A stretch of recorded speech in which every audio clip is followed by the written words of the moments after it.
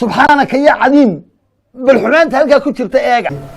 waxaan u arkaa xisbiga qura ku badbaadaysa Soomaaliland inuu yahay xisbiga wadani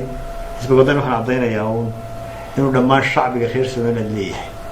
inuu gudoomiye ma ka ahay laakiin waa xisbi shacbi oo shacbigu leeyahay looma sinade ninka ilaa 5 sanadood soo dhintay iyo ka maanta docda ka soo booday isku mid maaha waa qurbo joogan la hadlayaan ugu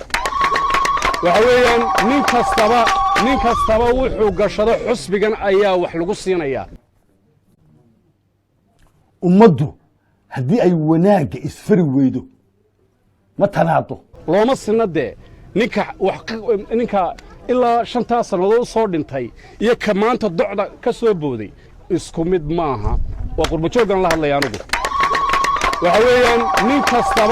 nin kastaba wuxuu gashado xusbigan ayaa wax lagu siinayaa